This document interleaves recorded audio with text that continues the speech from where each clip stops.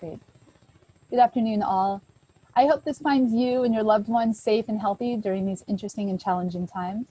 My name is Patty Simonton, and I'm the director of the Be Green business program here at Bethesda Green. Thank you for taking the time today to join us for the 4th session of our 5-part summer speaker series, Tackling Environmental Challenges Through Sustainable Entrepreneurship. I'll begin by providing just a quick overview of our work. Through our Be Green business program, we work to cultivate innovative eco-entrepreneurs and nurture the development of green businesses to ensure compatibility between economic development and environmental protection.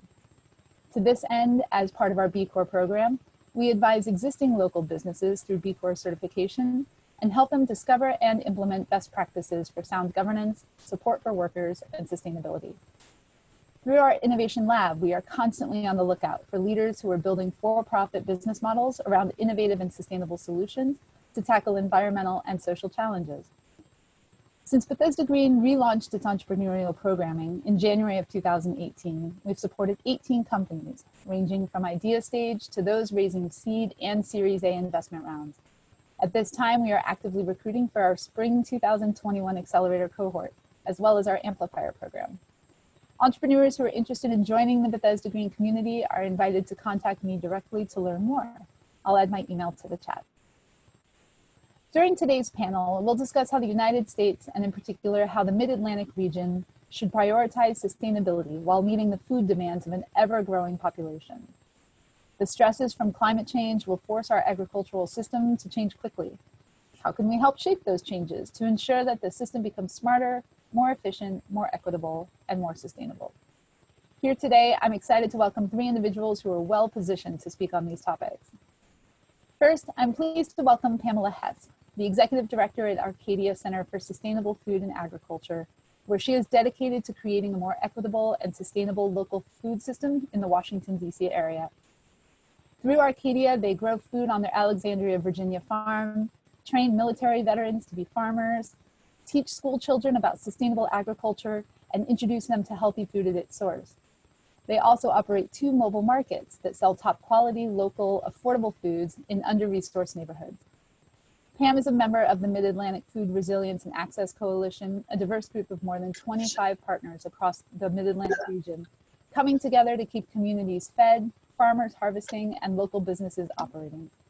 They are mobilizing rideshare services, food service workers, and more to form a supply chain that brings nutrient-dense, locally sourced food to those in need, while simultaneously keeping those people involved in the supply chain meaningfully employed. Not really, why? I have to fax the things that you see. With a background as a correspondent for the Pentagon and the Associated Press, Pam speaks from experience when she describes the food industry as a matter of national security. Lindsay Smith is a planning and food systems consultant, currently working with the Metropolitan Washington Council of Governments as its regional food systems value chain coordinator. Prior to her work at COG, Lindsay consulted with philanthropy on strengthening local and regional food systems and improving food access. She has also served as a local food council coordinator, consulted on land conservation, and worked as a practicing urban planner. Lindsay holds a master's in urban planning and a master's in environmental policy from the University of Michigan. She is a member of the American Institute of Certified Planners and serves on the board of the National Capital Area chapter of the American Planning Association. She's a member of Future Harvest, the Virginia Association of Biological Farming, and Virginia Farm Bureau. And finally, Andrew Rose is the Director of Innovation, Strategy, and Business Development at the Mid-Atlantic Farm Credit. His role is to see past the arc of the horizon to identify blue oceans and white spaces in the agricultural sector, and then make them a reality. He is a self-described part futurist, part explorer, and full-time strategist. Prior to joining Farm Credit, Andrew worked in business development, marketing and strategic alliances for a CPA firm, which led him to create his own association of CPA firms that specialized in dental accounting. He was also responsible for business development and marketing at Zest SMS, located in Towson, Maryland. Andrew earned a degree in education from Knox College in Galesburg, Illinois. He is heavily involved in the nonprofit community, serving as Chief Strategy Officer in Residence at the Emerging Technology Centers and Chair of the Advisory Board for the Maryland Cybersecurity Association. He is also an organizer for the TEDx Baltimore event. Thank you all for being here today. I'm so glad you were able to join us. We'll keep the conversation going until approximately 4 p.m. and then open the floor up to questions until about 4:15. I invite attendees to use the chat to submit your questions. If you prefer questions to be asked anonymously, you may submit your questions directly to me. You can find my name in the chat under Bethesda Green, the host. We have a couple of just a quick poll that I'd like to share just to get a better feel of who's here in the audience with us. And I'll just launch this here and we'll just spend a couple of minutes, probably just 1 minute, just quickly answering these questions. And once the poll is complete, I'll share the results with everyone.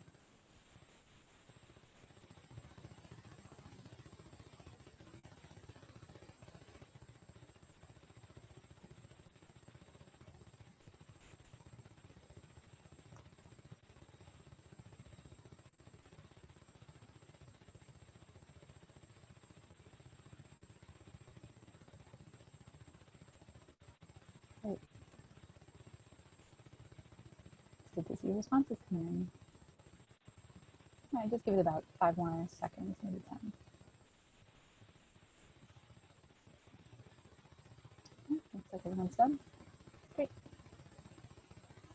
Share the results. Looks like we have some entrepreneurs in the room, which is super exciting. A few consumers, some familiarity with the MidAtlantic the food system here in the region. And wow, 60% of you have visited a farm in the DMV region in the last 5 years. I guess it would make sense. You're joining a food panel to the chat. So here we are. Great. All right, well, let's kick this off. Pam, I'm going to start with you. You believe that the food supply is a matter of national security and that its existing infrastructure is a point of vulnerability. Can you speak a little more to that and help lay the groundwork for today's conversation by introducing your vision of what the food system should look like? Sure. And we need a lot more than an hour for that. But as she mentioned, I was a national security correspondent. I've traveled the world. I covered the wars in Iraq and Afghanistan. One thing that you may know is that the Arab Spring of 4 or 5 years ago was kicked off by a vegetable vendor setting himself on fire because he wasn't getting a price that he could live on for the food that he was producing. The Pentagon, way back in the 90s, when I was cutting my teeth as a reporter, identified new areas of vulnerability, wholly separate from the Cold War idea of mutually assured destruction, nuclear Armageddon. They began to understand in the early ages, and some of you are so young you won't know this, but in the early ages of the internet, we had no idea really what it meant and how connected everything was. As this dawned on military planners, they realized that this new networked world presented new vulnerabilities, and those vulnerabilities were in critical infrastructures. And those critical infrastructures are things like power and water, the road system. And one of the critical infrastructures that the Pentagon identified as being vulnerable in the event of an attack, a concerted attack, a point of vulnerability for the US is our food system. The Pentagon was really thinking about it in terms of terrorism. If terrorists wanted to get us, how would they do it? How would they attack the food system? This became a fresh set of concerns after the 9/11 attacks. And the notion of biological or chemical attacks on our food system. The fact is that what we have seen in the pandemic is that our food system is quite delicate. For those of you who are sort of unfamiliar with what a food system is, it's all of the components that gets food from a farm in China or in Chile or in Middleburg, Virginia to your plate. And there's lots of different pieces to it. The shortest food chain is the one that you experience when you go to a farm and buy food directly from the producer, and the long food chain is basically 90% of what we eat. We are part of a global food system, and that global food system has tons of vulnerabilities. And again, as we've seen in the pandemic, when that food system was upset by the shutting down of meat processing plants because COVID swept through and And that is a choke point for our food supply because there are only, I think, 5 companies that do 95% of all livestock processing in this country. When one of those associated plants go down, that impacts the availability of food. When truckers get coronavirus, that impacts the availability of food. When farmers get sick, when we shut down immigration so that we no longer have people who are willing to come and pick our food at the prices we are willing to pay them, which are quite low, that is a vulnerability. So I frame it as a national security issue for largely liberal, underhanded, progressive reasons. Liberals come at the food system and identify the problems as the environmental impacts of this really extractive food system, the human impacts. We spend about $1 trillion a year treating chronic diseases that are caused by the food that we eat. And the food that we eat is what the food system produces. And the vast majority of that are foods that are cheap at the point of sale, low in nutrients, and devastatingly expensive in terms of public health. So on one side of the aisle, people care about the food system because it's a matter of equity and health and the environment. On the other side of the aisle, they seem to care less about it. It's, just one of many businesses that make up the US economy, and that the market gets really to dictate what the situation is. But the outcomes of a broken food system, which is one that we have, where if you have money, you're all set, you can eat whatever you want to eat. And if you choose the wrong things, you go to your doctor with your health insurance, they give you a Lipitor and you get on with your life, versus the other food system, which is occupied by people who don't have much money, and they eat what is available to them, which is typically this highly processed, low nutrient food that causes disease that we then as a society end up paying for in terms of children who aren't learning at school, people who are missing work, people who are too sick to work, Medicaid, Medicare, and all of the health costs that go along with that. So I frame my look at the food system as one of national security because A, the Pentagon has already done it. B, I think it's something that really underscores the importance of this to people who are on the different side of the political aisle than I am. When you want to get conservative ears, framing things in terms of national security is important to do. So there's 2 kinds of national security vulnerability here. One is an external attack or a natural disaster that affects our food system that then leads to the kinds of lines and empty shelves that we've seen during the pandemic. Lines at grocery stores, empty shelves at grocery stores, lines at food pantries. The second vulnerability is the health outcomes that affect American national security.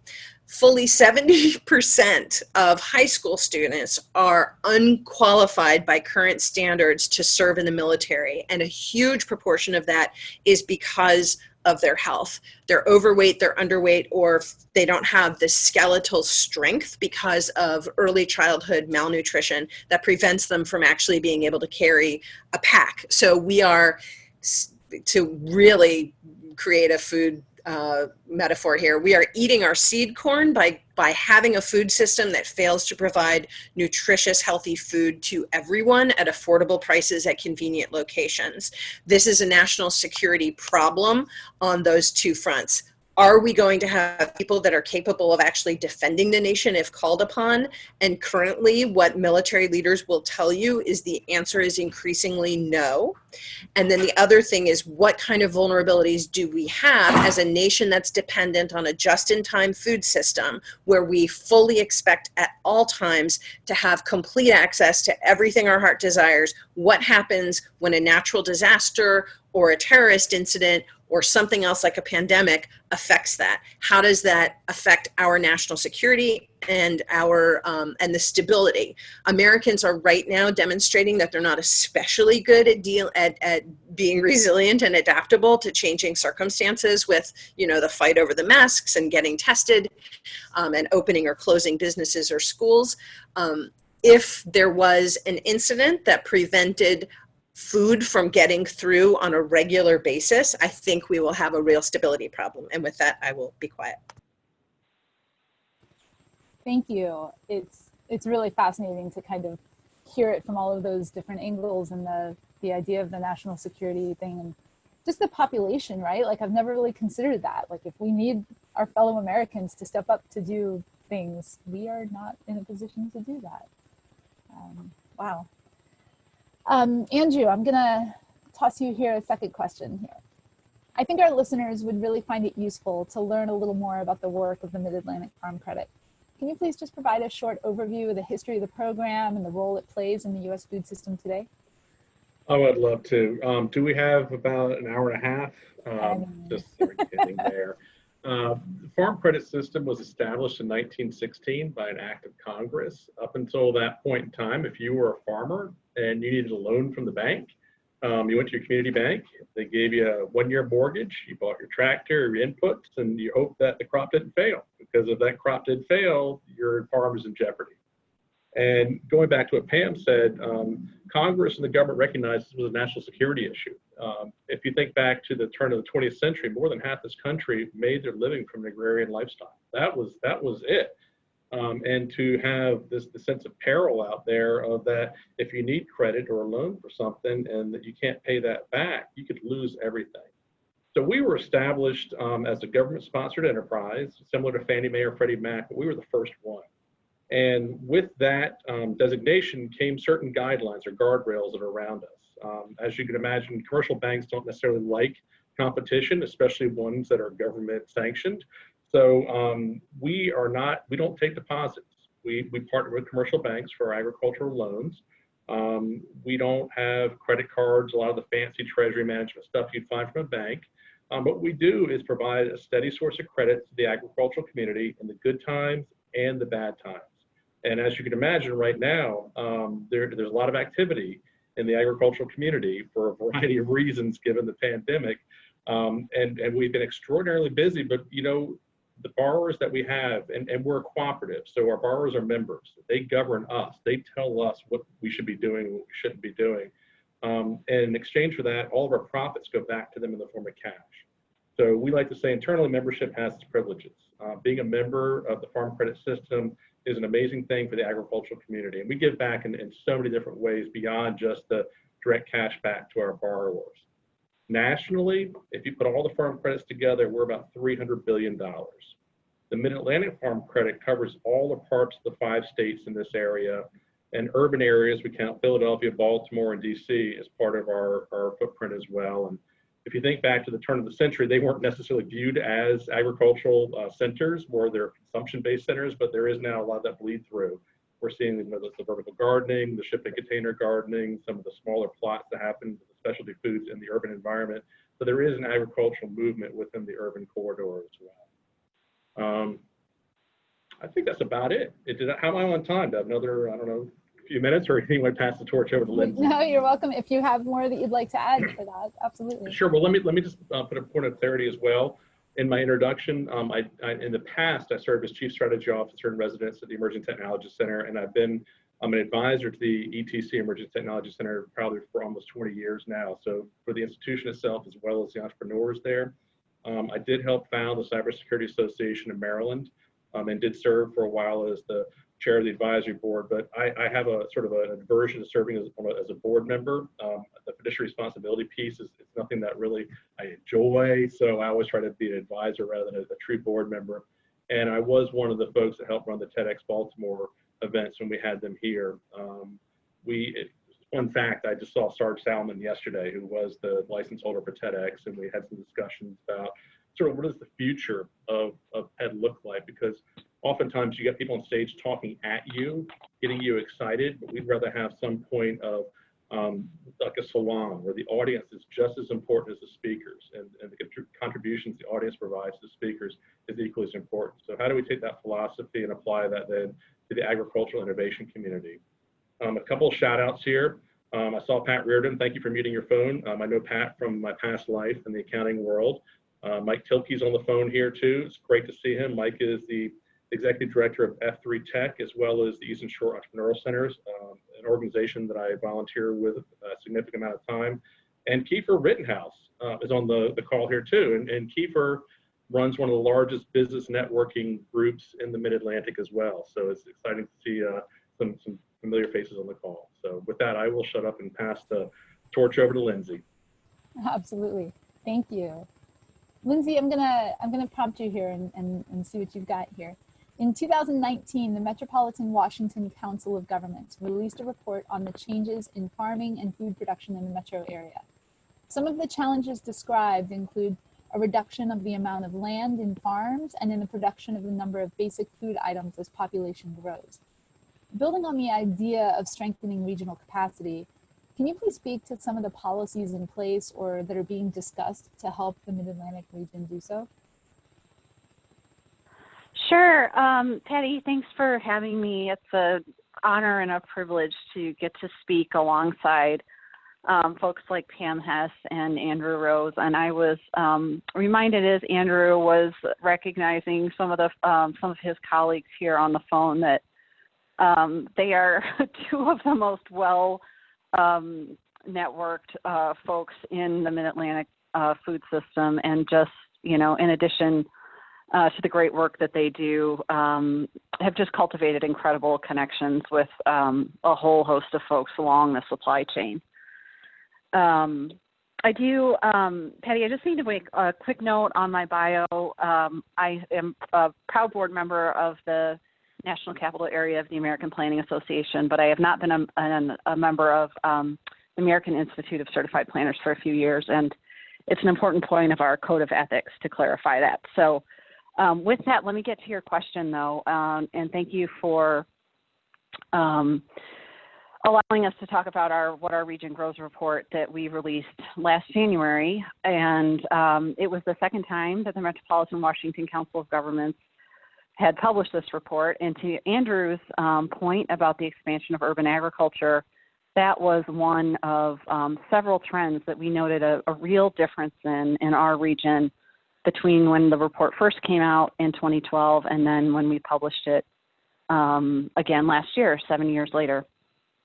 So as you mentioned, there's this key basket of food items, apples, squash, beans, corn. I think we have pork, chicken, dairy, some other kind of basic food items that we had been tracking in the two reports, and did, notice some declines in production. And in our 2019 report, we again tried to think about, as an exercise around, regional security and resiliency, if we had to rely on ourselves more for our own food supply, how much could we rely on ourselves? And so we borrowed a concept of self-sufficiency from a real landmark study for folks who are really interested in policy and data around our food system, and thinking about, what are these connections between the food we can grow for ourselves, for climate, for affordability. We borrowed from the Enhancing Food Security in the Northeast study a methodology and basis for calculating self-sufficiency. And so we found declining self-sufficiency. And just to, sort of clarify a couple of the reasons that we saw that, one, we know that even our sort of local or regional food system, however we define our regional food system, it is larger than what we looked at in our report. If you or, some of the Bethesda Green entrepreneurs frequent farmers markets in our region, for instance, you know that not all of our food comes from Maryland or Virginia. We have farmers from Pennsylvania, West Virginia, Delaware, sometimes New York. So we know that catchment area is bigger. And although production is declining, and although pressure on farms is a really serious issue, farmer profitability, food access, as Pam referenced, the main driver of that declining self-sufficiency in our calculations is we have a growing number of people who live here and who eat here, and that is going to continue to be the case. We have a little bit more current information from the 2017 Census of Agriculture, which was released after our 2019 report came out. So we have seen some changes in production, but I think to cut to your question about what's happening from a policy standpoint, I would maybe, highlight a few things, but say I will not cover the landscape here. So one thing that we have been working on at the Council of Governments for the last year is we are a regional planning association that brings together our local elected officials from suburban Maryland, including Montgomery County, the District of Columbia, and Northern Virginia. And it's really kind of the hub of regional information, planning, sharing, looking for solutions to common problems we have in the region. So working with a group of elected officials, including Montgomery County Council member Craig Rice, after we finished What Our Region Grows, we asked a group of elected officials, could you help us think about what it would take to implement these regional recommendations?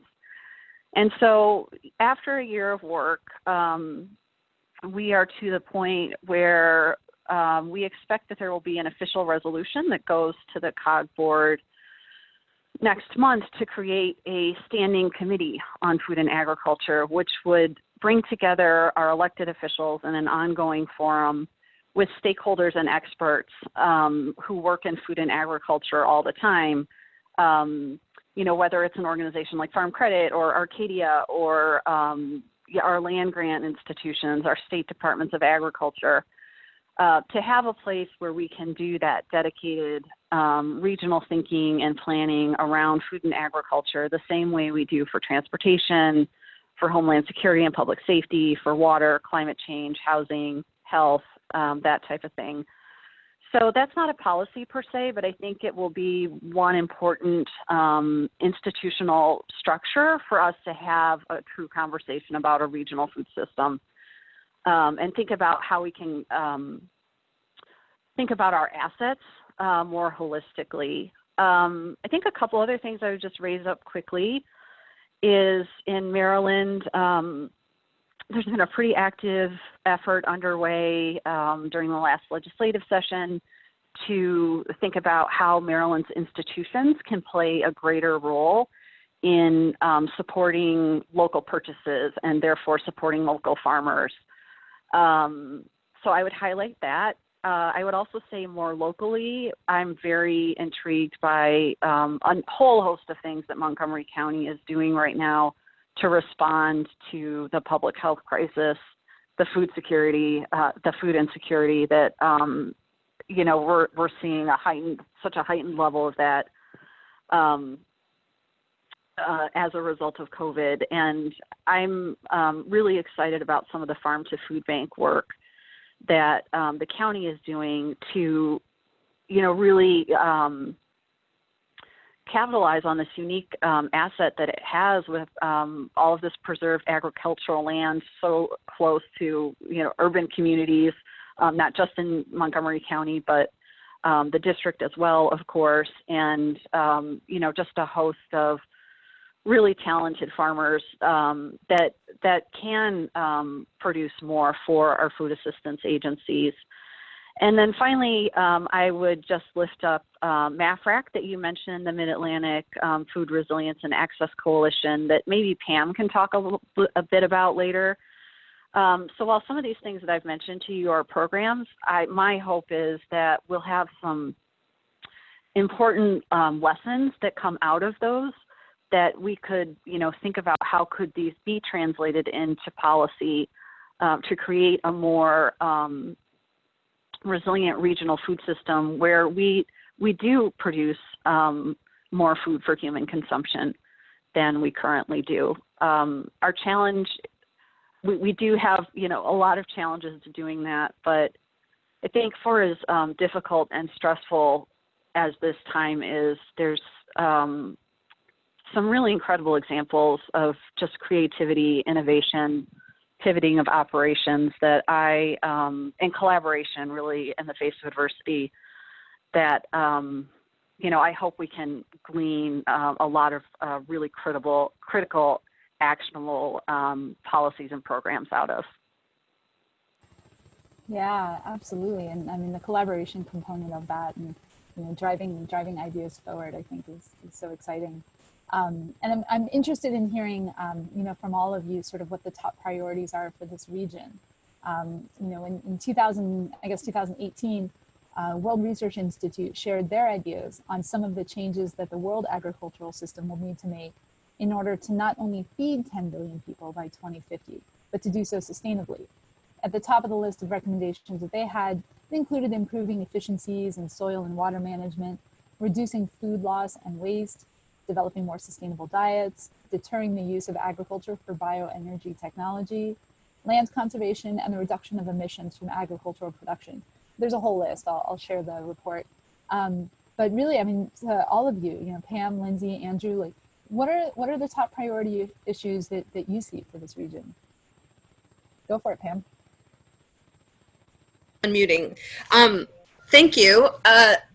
To my mind, from both a public health and an environmental and a national security issue, we should be working on building resilient and redundant food systems.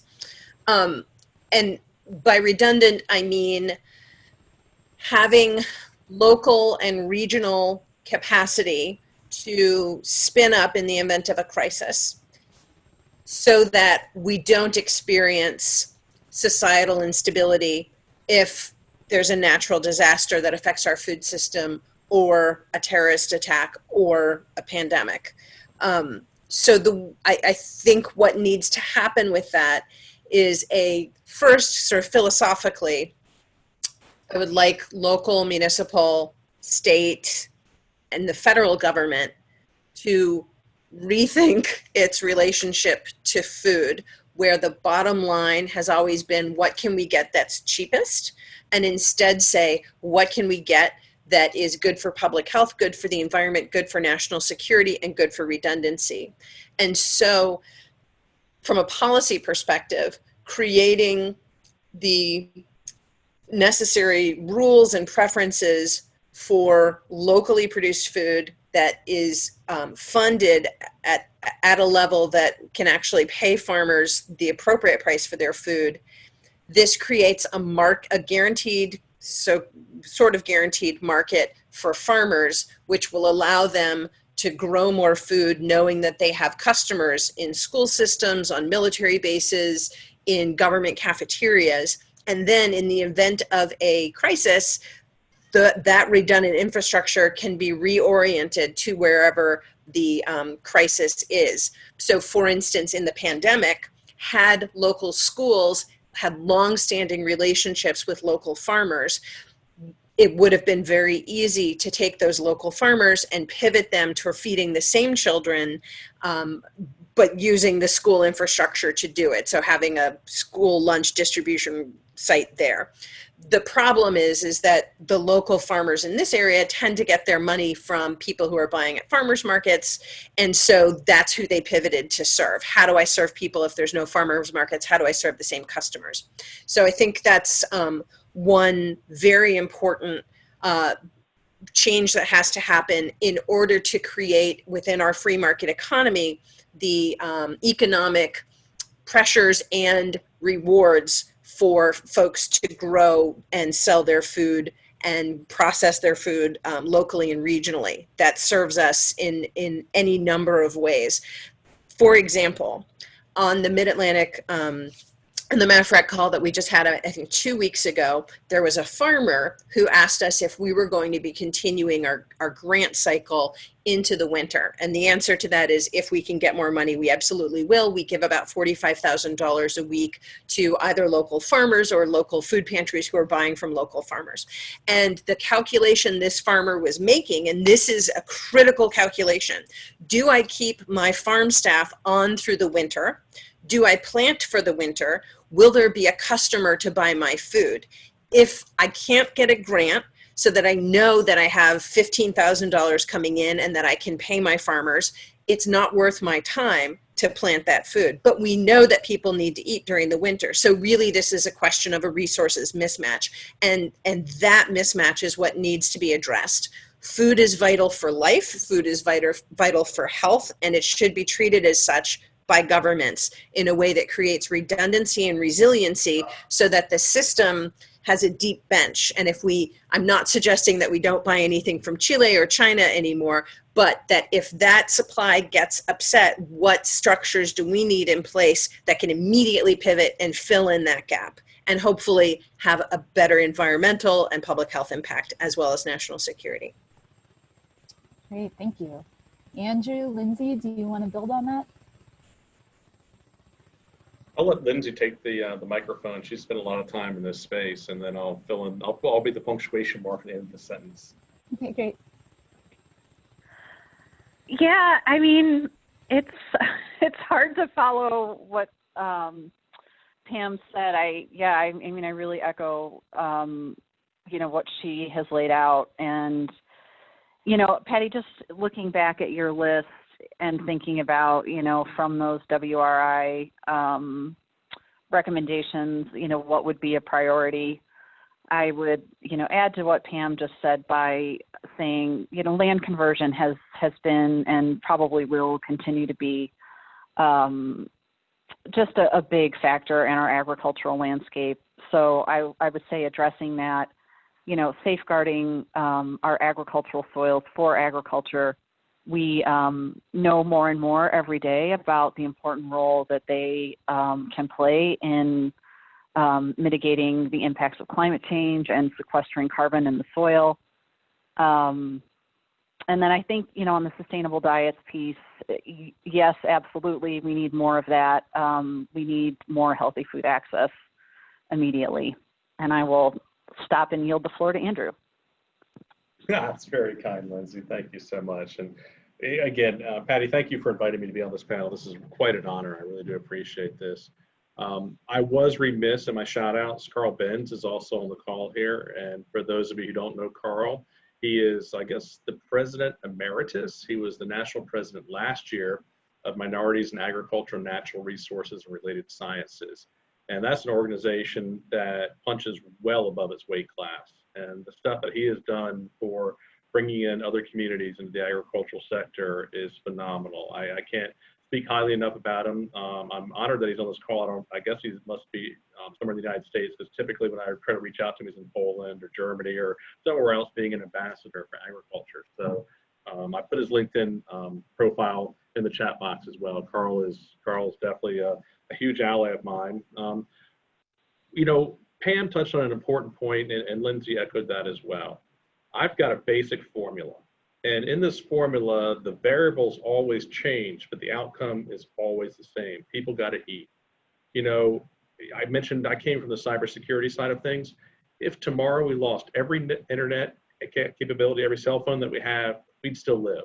We'd still be on this planet. We lose food for 3 weeks, we all perish. So people have got to eat. Now, the nature of what they're eating, the nature of how it's produced, taking into the variable, black swan of COVID. Maybe we saw it coming, maybe we didn't. We tabletop exercised out a pandemic that came in from an avian flu. So we kind of had a basis for how we would respond to something like that, a flu that would jump to human beings. So we had some framework to work from, but who knows what the next black swan is going to be? Maybe it's climatic. Maybe it is a cyber attack. Maybe it's something else. But there's always, as Pam and Lindsay have echoed, there's always something out there. So having that redundancy, resiliency, adaptability baked into our system, not only on the production side, but the processing, distribution, and supply. So we don't get caught into those dual streams of industrial or institutional as well as consumer based. There's a blending and a bleeding between the two of those types of things. I am highly focused and keenly focused on innovation. And that's why I'm so proud to have my friends here on the call with me as well, because we understand that in the future, things are going to be dramatically different than they are today, but people still got to eat. So how can we respond to those types of things? When we talk specifically about the MidAtlantic or the East Coast a little bit more broadly, one of the things that Mike and I have been working on is saltwater intrusion. We are at the sort of the entry point of losing large swaths of arable land in the Piedmont to coastal areas due to salt water getting into the aquifers. And there's a couple different ways it happens, whether it's through the semi-permeable membrane that separates the salt water from the fresh water and the goes in there, whether we draw up too much fresh water for irrigation and town consumption, the capillary effect draws the salt water in, or we get hurricanes or king tides that do the overwash. And there's a lot of issues there. And how do we adapt to something like that? Lindsay and Pam mentioned, we have shrinking amounts of land to grow things on. Some of that's not from just development. Some of that is we're losing to the encroachment of the oceans, and that's not going to go away. So how do we have both mitigation efforts in there, but also work on migratory issues? How do we move populations away from different places? How do we transition that land into growing something else that still may have some sort of consumptive value for livestock or humans or other things like that? And this goes back to innovation and how critical it is that we have not only innovation, and my personal stance is I live 5 years in the future.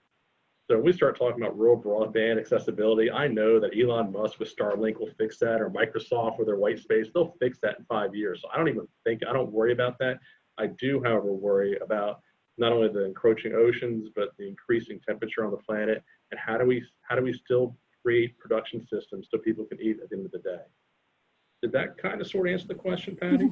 Yes, absolutely.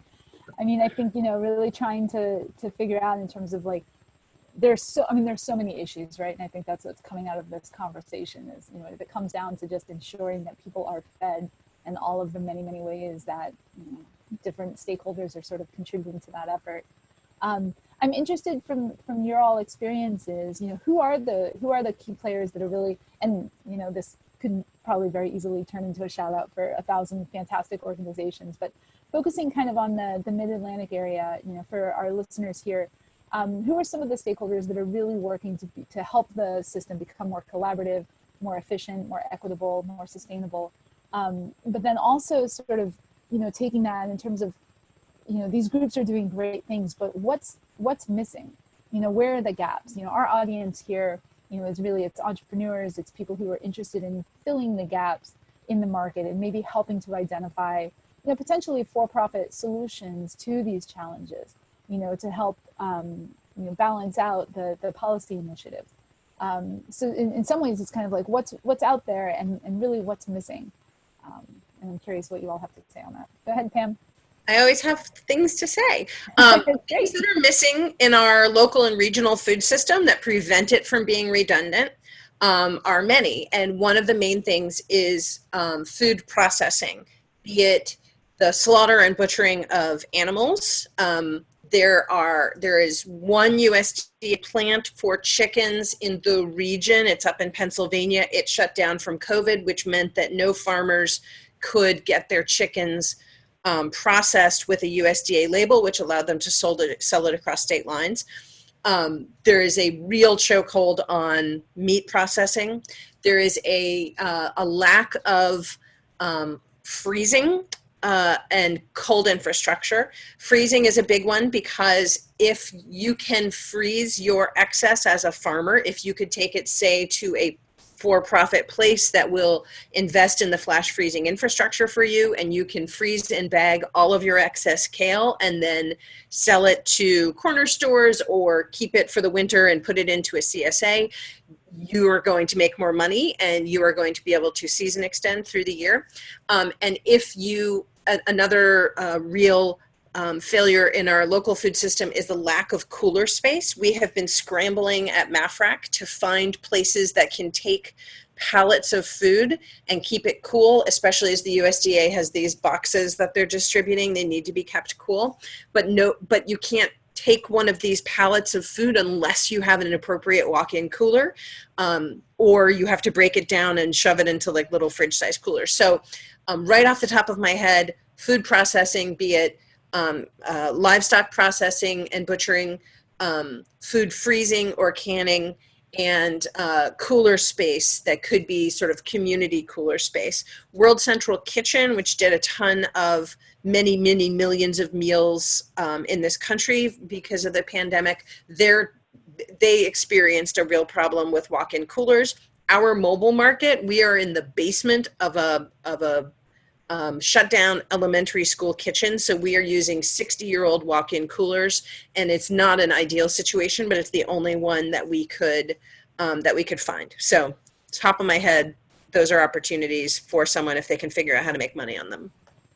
Excellent. And I know I've put you in touch with our entrepreneur, Eugene Faison here at D-Grid, absolutely striving to solve the cold chain solution challenge there. Lindsay and Andrew, any additions? I'll let Lindsay chime in because she's probably got more of a finger on the pulse of what is directly needed there. Then I'll add my little 2 cents at the end. Sure. Yeah, I mean, Patty, it's a huge question, right? And I think that you know, Pam has pretty clearly pointed like where do we need more appropriately scaled infrastructure if we want to you know, have a place for what we hope will be increased production from the region to go and to flow through to consumers. You know, I agree. I think there's a lot on the what's missing side. I find there's some information flow problems, which I don't know that I've got the most succinct description for today. But you know, sometimes I find that we're just struggling with basic information sets and maintaining those regularly. You know, even around direct to consumer options, sometimes they're incomplete, and I think I don't know if it's a bigger, you know, marketing budget to go with the best new tool that's needed, so that's the one that you get more farmers using and more consumers noticing. But I think I think the information flow probably extends to something greater in terms of more networked development in the regional food system. Maybe some of those technologies are there and they just need to be scaled. But I'd definitely be interested in following up with folks on something like that in the future. And I don't know if that's something that Andrew can speak to. You know, I think too we're missing an opportunity, and I hope this is changing, to really harness the full potential of the tremendous human capital and experience that we have in this region to build a more resilient food system. There are a lot of inequities in our food system that we see nationally, and they play out regionally as well. And I think anything that we can do to put our entrepreneurs of color and our farmers of color in the driver's seat to, you know, really bring their expertise to the fore. I think that that's probably more of a policy issue, but since you asked what was missing, wanted to be sure that that was acknowledged. Yeah, I mean, policies are definitely part of all of it. Andrew, I know you've been named. Yeah. So, having spent decades in the incubation innovation community, it's very apparent there's a flaw. And it's not just in ag innovation, it's in all innovation across the world. And what we find is it's a solution seeking a problem. You get someone very intelligent that has a eureka moment in the shower, and they take this idea to the laboratory and they bench test it, and everything works. It does what the idea thought it would. Then they got to go try and sell it. They got to create a market. They got to create a demand for whatever this thing was that they've invented.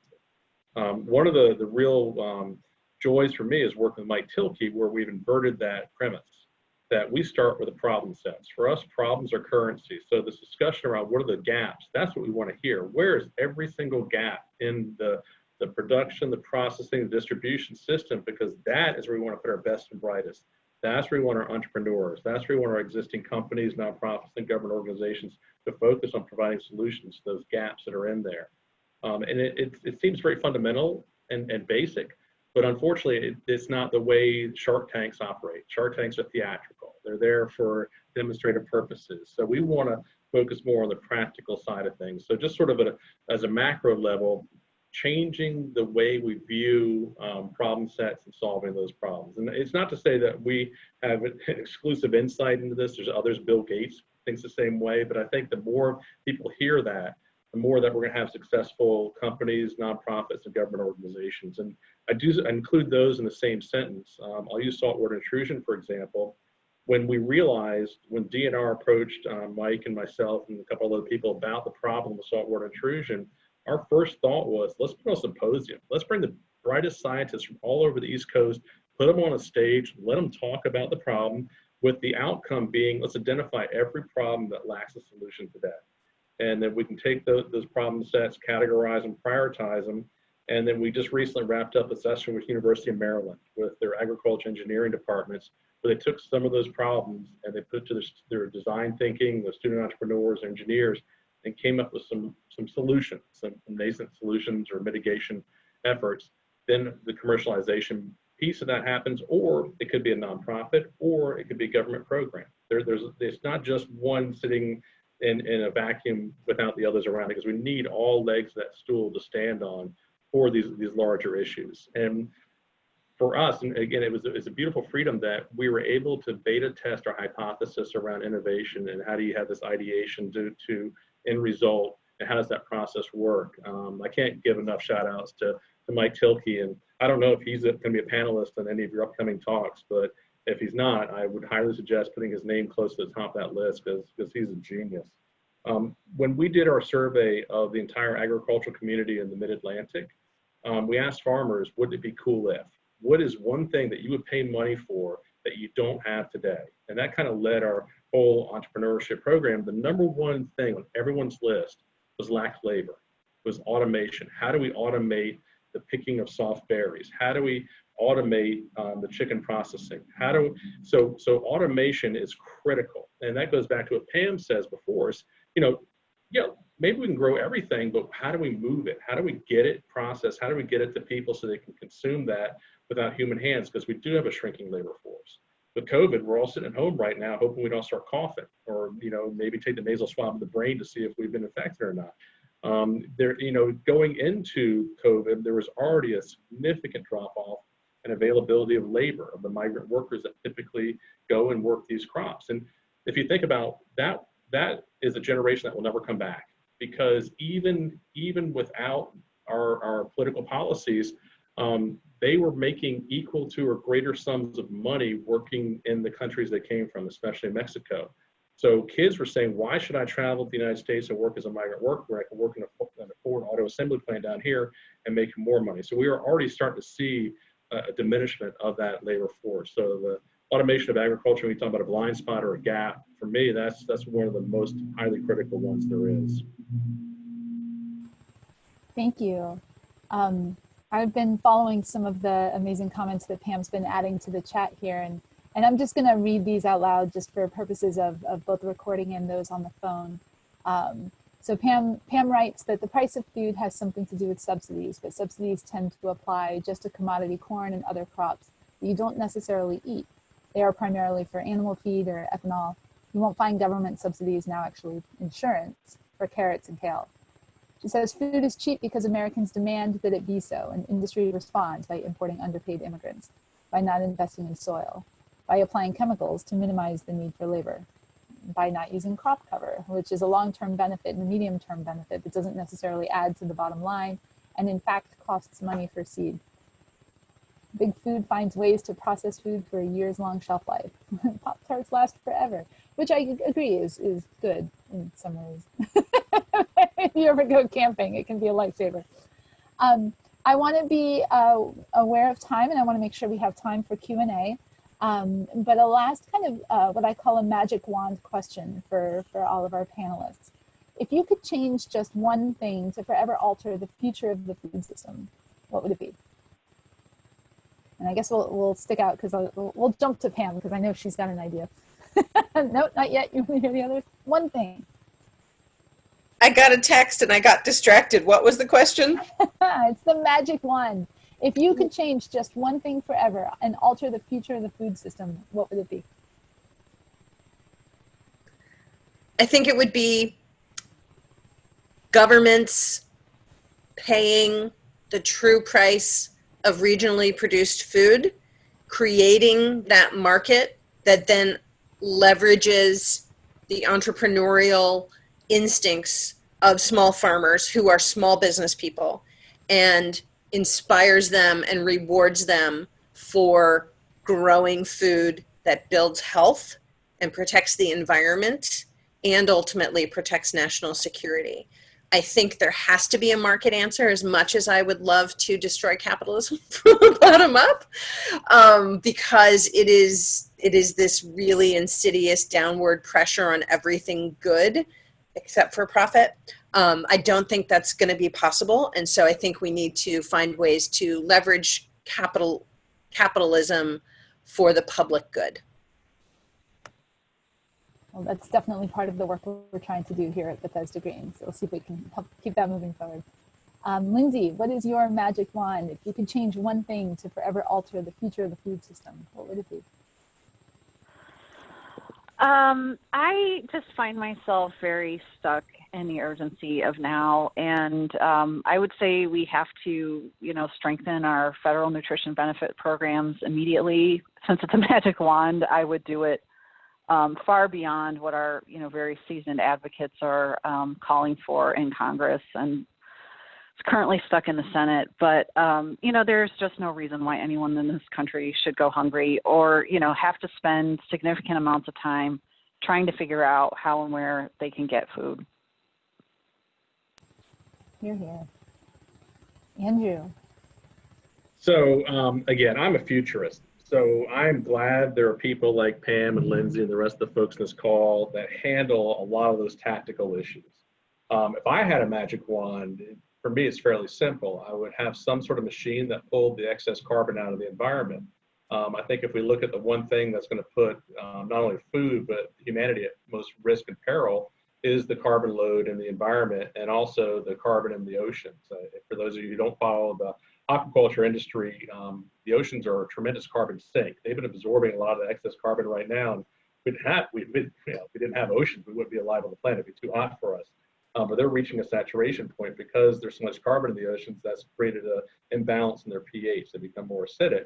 And when they become more acidic, marine life, whether it's fish for scales or crustaceans for their shells, are unable to capture the calcium carbonate from the water and create these shells. So if you watch the Dungeness crab industry collapsing in the Pacific now, the juvenile crabs are unable to form shells. They're just mushy because there's not enough calcium carbonate in there. So I would get all the carbon out of the atmosphere and then convert us to a green economy in terms of electrical generation, whether wind, solar, other ways that we have not yet invented. I think that's a fairly magic wand. We'll fix it all. Everyone will be saved, and we'll still have all the riches of the modern world as well. We got to get working on that magic wand. We got work to do. We are gonna we have some time now for the for Q&A, and I know that a number of you have been sharing questions here in the chat. So I invite you to continue sharing questions. As I mentioned earlier, if you prefer not to ask publicly and you'd prefer just to ask anonymously, you can message me directly, and I'll read the question out loud. I'm going to go back to a question from earlier on in the program. In countries like India, meat is exponentially more expensive compared to plant-based crops. Shouldn't that be the case in the U.S. as well? What do you guys think? I'm seeing Pam, yes, not yes.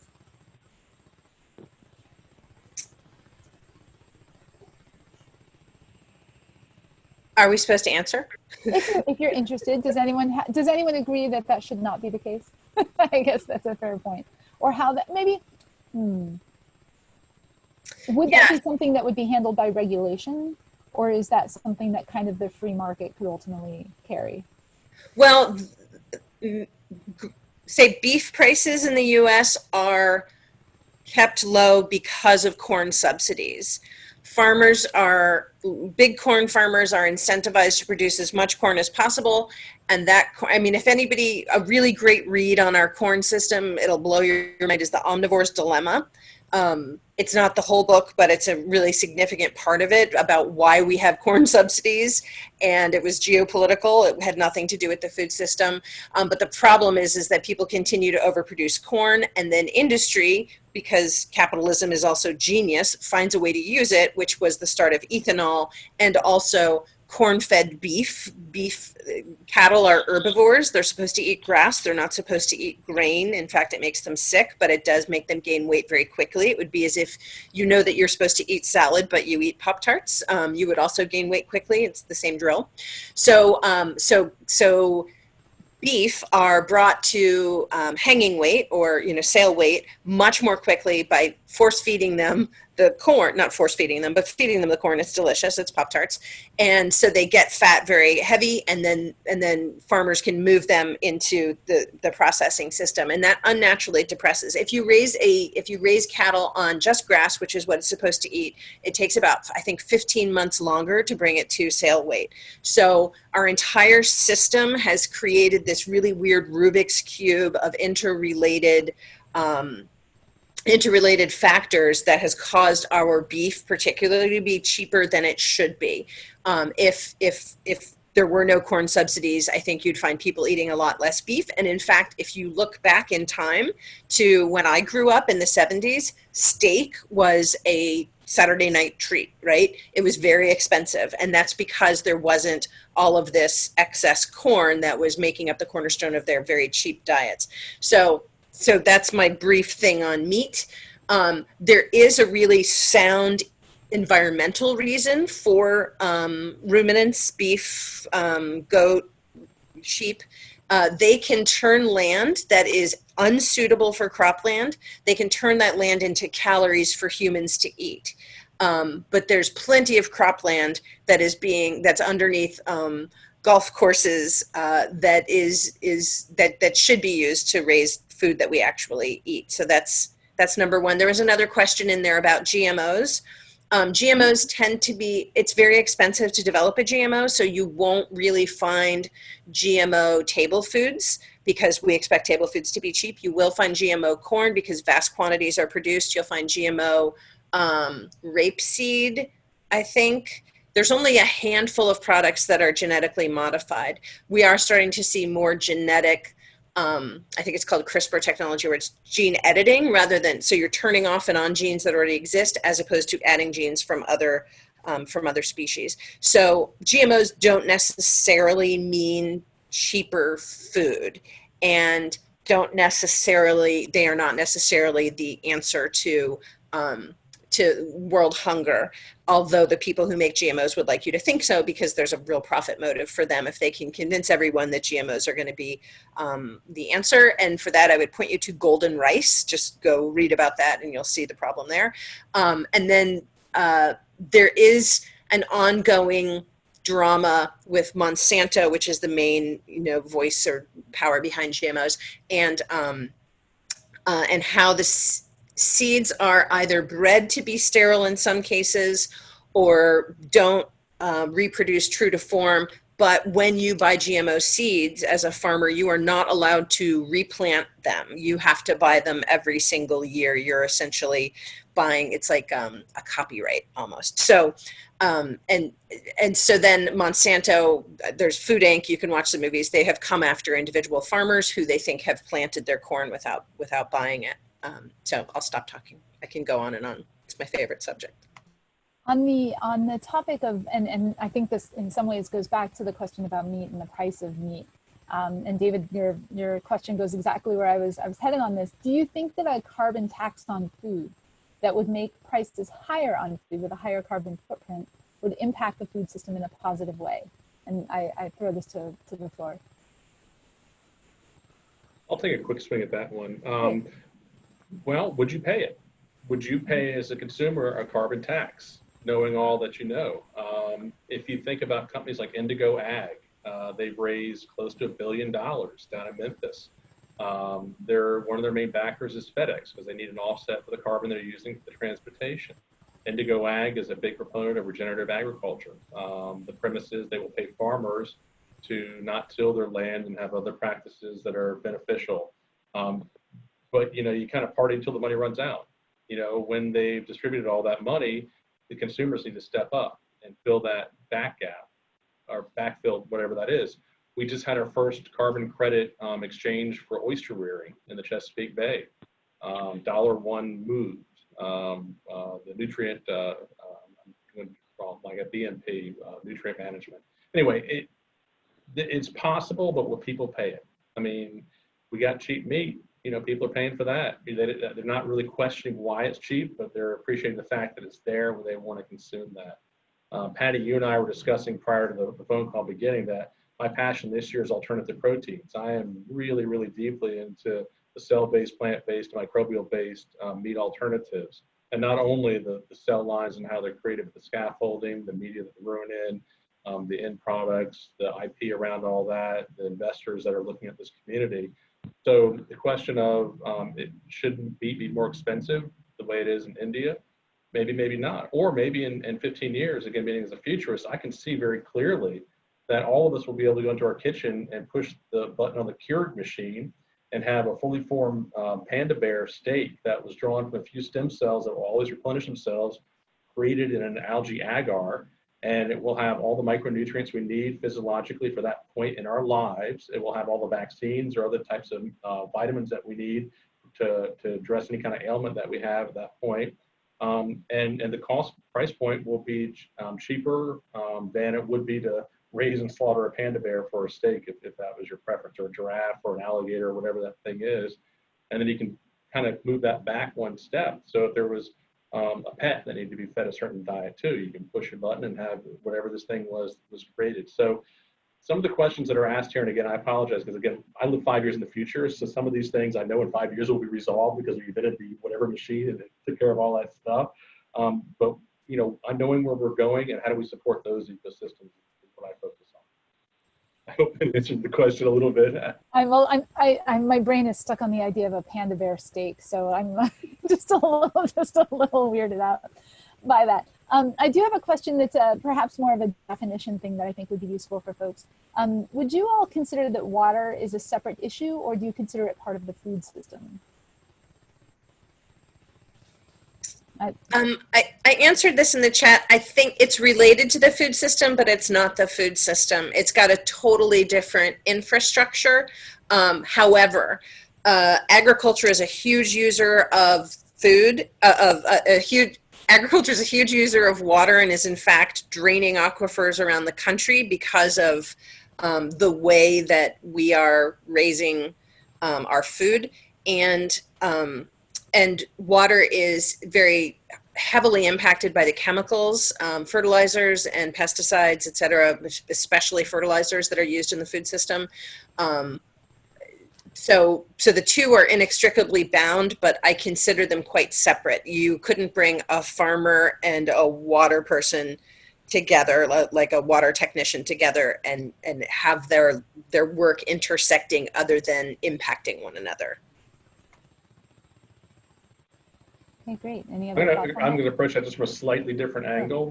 One of the long-term, multi-decade projects I'm working on right now is an infrastructural project. And if you think about, everyone talks about an infrastructure bill, $1 trillion will fill all the potholes in the country, will make new interchanges on the highways. I think about infrastructure based on the changing climate.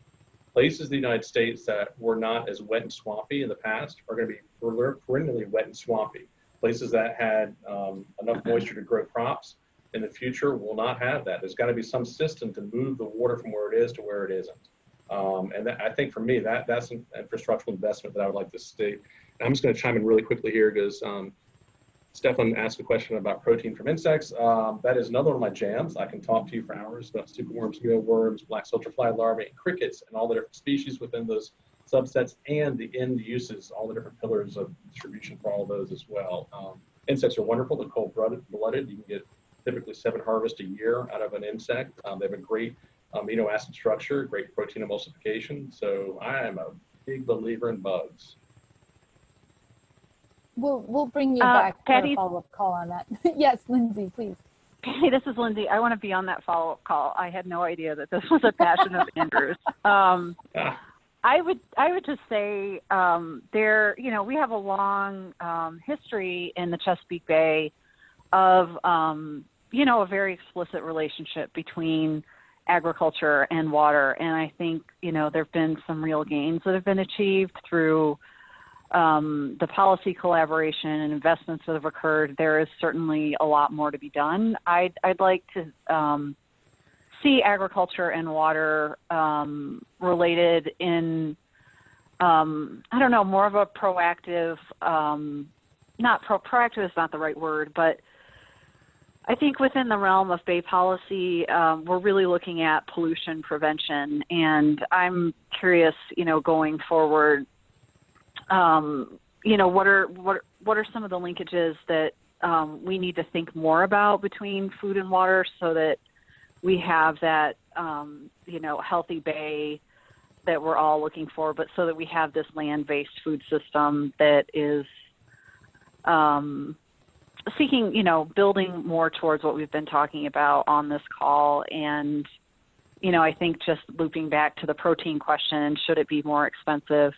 I mean, I really credit some of the work that's happened through the Bay program to popularizing pasture-raised livestock in this region. And that is a protein that is more expensive than what you'll find at the grocery store. And it's closer to the true cost of raising that food. So I think that's probably another conversation that we could have for an hour on the food-water nexus. Yeah, I agree. I mean, there's so much that came out of this conversation that, you know, it's just the beginning of the iceberg, really. And I wish we could talk for hours on it. We are at time. Thank you all. Before we go, I just want to let everyone know we have our 5th session of our 5-part speaker series is going to be this Thursday. We're going to be discussing the business models, innovations, and the policies needed to build a circular economy. So I invite you all to join us. Andrew, Pamela, Lindsay, you guys are amazing. Thank you for all of the work that you do. For the many of you on this call who are also kind of making magic happen in the food systems and in the sustainability world in general, keep up the great work. It's going to Hey, Patty, quick question. Has Kim Bryden already spoken on one of these panels? Yep, we had her on one of the earlier food panels. Okay, Absolutely. if any of you have not heard Kim Bryden speak, I strongly recommend it. She is a genius in the value-add food distribution sector. I'm going to share a link also in the chat, the list of all of the programs through the speaker series. As the recordings are finalized and added to YouTube, you'll be able to find them there, as well as great summary blog posts that are writing. So fantastic. Thank you all. Enjoy the rest of your afternoon, your week. Stay in touch. Take care now.